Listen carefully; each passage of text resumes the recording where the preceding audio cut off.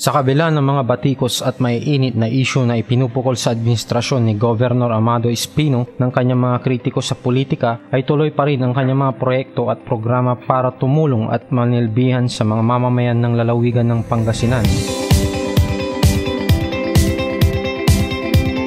Sa katunayan ay katatapos lang ganapin ang inilunsad na Cook Fest na ginanap sa Provincial Training and Development Center sa Lingayen, Pangasinan, kung saan nagtagisan ng galing at talento ang mga kalahok para ipakita ang kanilang mga husay sa pagluluto ng kani-kanilang mga masasarap na sangkap ng pagkain.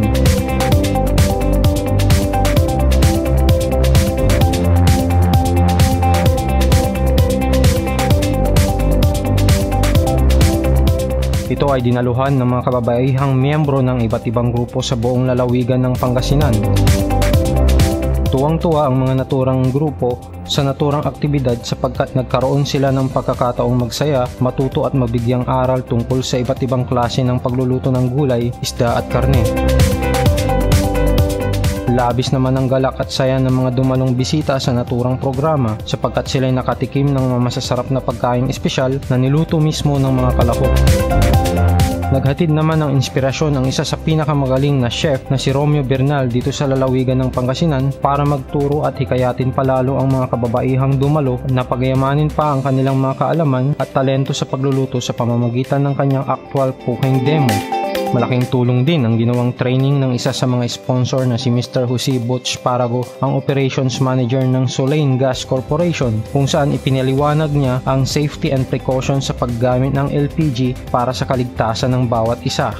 Kasabay na rin sa ginawang Cook Fest ay ang mini trade fair na dito ibinida ang iba't ibang produkto mula sa mga iba't ibang bayan dito sa lalawigan ng probinsya ng Pangasinan. Nagbigay naman si Honorable Board Member Amado Pogi Espino III sa mga kababaihang leader at mga miyembro ng napakagandang mensahe tungkol sa kahalagahan ng kanilang papel sa komunidad at gayon din sa buong probinsya. Behind the success or failure of a man is a woman. Hindi kailangan may failure din. Tama ba ako yan to? Dapat siguro, di ba? Pero ito pong araw na ito, sabi ko ay pagkilala sa inyong mga sakripisyo. Bilang mga ilaw ng kahanan, hindi po napakadali ang inyong trabaho. Pero hinihiling na po namin at hinihiling po ng ating mahal na gobernador. Amo, si kayo nawajanatan, mga iba po sa inyo ay voluntaryo bilang BHW, Kalipi members, of course, IRC members or officers. Nasa bahay lang po, pag nagpatawa po kapitan, o ang mayor, kayo po ipa-attend. Wala po nare-receive na allowance. Ipagpatuloy po natin yung mga gandang gawain na yan. Sabi nga po ng ating mahal na gobernador, palagi lang na ipapagato, kanayo na ipapagagaan po, ang sakripisyo at pagod po natin ay hindi na po para sa atin, kung hindi para sa susunod na henerasyon. Pinarangalan din ni Board Member Amado Pogi Espino at ni Vice Governor Ferdy Kalimlim ang mga nanalo sa naturang kompetisyon at sa tulong ng mga kawani ng Provincial Agricultural Office ay namigay siya ng mga binhi ng gulay sa mga leader at miyembro na nagsipagdalo.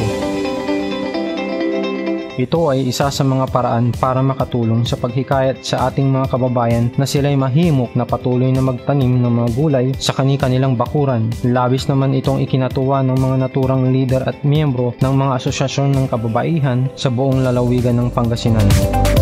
Pinoy Magazine Online.